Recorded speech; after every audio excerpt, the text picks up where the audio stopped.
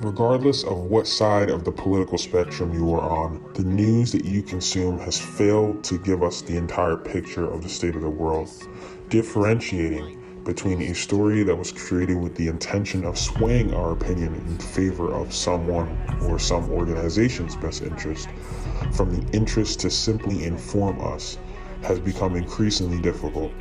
The public is no longer part of the newsroom that seeks to question those in power and find out truth, but has become a spectator of narratives.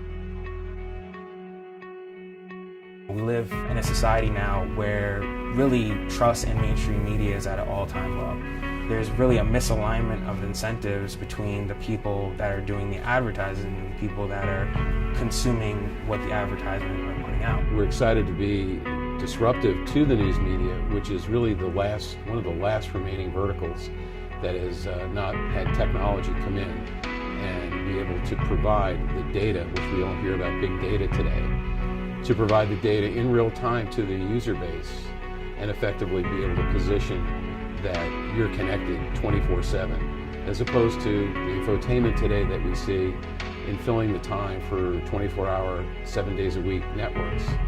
The infotainment and the opinions of many of the folks that are correspondents or the folks that are guests on the networks.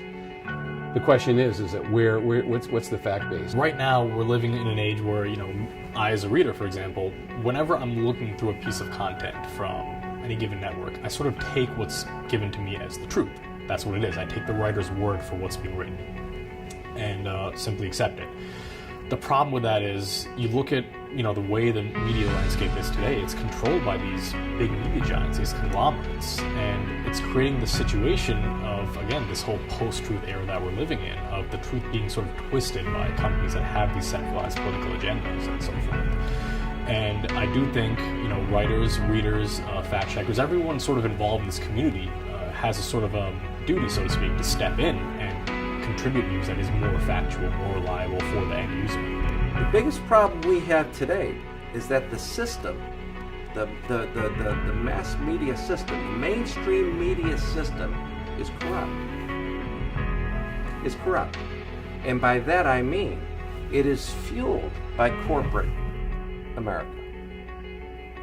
So brands belonging to corporations provide agencies with spending capability to buy airtime, to buy digital space in the mainstream media marketplace. With DNN, we literally have the ability to start from scratch and kind of rethink how news publishing would work without an ad model. A Fox News to the right, a CNN, MSNBC to the left, has to maintain their fan base.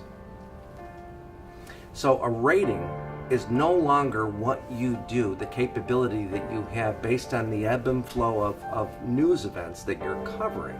That's all well and good, but it doesn't sustain the currency and the ecosystem that corporations are looking for. The self-sustaining ecosystem, to me, is absolutely mission critical.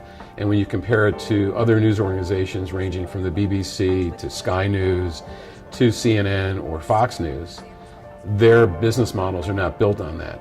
They're built on a central authority having a predisposition in terms of its editorial content and its direction. And post-Decentralized News Network will be able to now have that ability to cut through what is going on and giving the user base the exact accurate stories and reports of what's going on in their world, all personalized. What's most interesting about DNN is this idea that we're using the blockchain to recondition the way people think about news.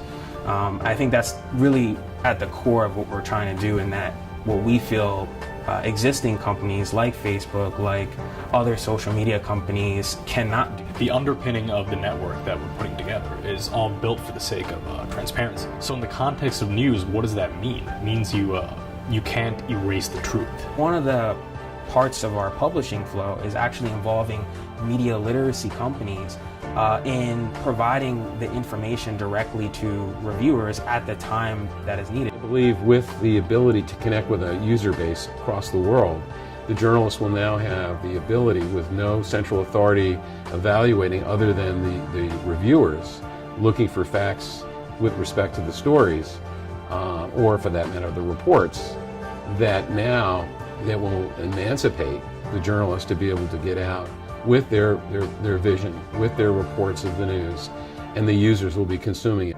Think about this. We live in a world of two C's: corporations and community. And mainstream media is run by corporations. Just look at the media mergers. AT&T, Time Warner, Disney, Fox. There's only a handful of the Comcast, NBC. There's only a handful of media companies now controlled by corporations. Corporations control the ad dollars. They decide what those media companies say and don't say. If they don't like a position of a particular media company, they pull ad support. They move it to the platform that they like, or at least that they like what they're saying about what's important to them in their business. Not the citizen, not the community. I mean, when you look at existing media, I mean, there's a large percentage of the population that's not involved in making the decisions resulting in, what particular stories come out. I mean, with DNN, our focus is to make a very collaborative news ecosystem that's more inclusive of everybody's ability to participate in the news process. When you look at fact-checking as a process, you have these centralized organizations yet again sort of stepping in, and here's where it's sort of funny to think about. You have centralized organizations approving the truth. It's almost paradoxical. So it's creating again, this issue of these centralized entities that have their own agendas, perhaps, and you don't know how they're fact-checking the news that they're getting. You don't really know what's going on behind the scenes as a consumer of the news. You're sort of on the outside, looking in. Of having a central authority is at great risk. A great risk moving forward, because if those individuals do betray the trust of the brand and do betray the trust of the audience base that follows that brand, what are you left with? The corruption occurs within the corporation based on the ownership and based on the providers of the ownership. Now, on the community front, which is most important to all of us today globally, who is serving the citizen? Corporations aren't serving citizens. Costs are going up, for their consumer usage, and storytelling is more prevalent based on that biased approach funded by the corporations. But who is protecting, who is providing the global citizen with the right information? And that's where community is going to become much more powerful, and we're seeing that day in, day out. Technology is going to put the strength in the hands of the citizen within the community, which will take on the corporation. And that's what's so exciting about where we are in the news world right now, and certainly what DNN is going to move forward. A lot of the development of DNN has been basically proving that the review process works. I think that's always been a bit of criticism that we always get from the community. Is how are you going to get people to act against their biases? So early on in the project, we took it upon ourselves to try and build a very early stage version of the review process and essentially test it with the cryptocurrency blockchain community and the news that comes out on that side. And what's very interesting is the same polarization and divisiveness and uncertainty around facts that exists in political news also exists in cryptocurrency news. There's no news organization that can predict what is going to happen in news. And because they can't predict, they have to always be there after. So we think eyewitness news, and half the time the reporters are reporting 6 hours after the event occurred.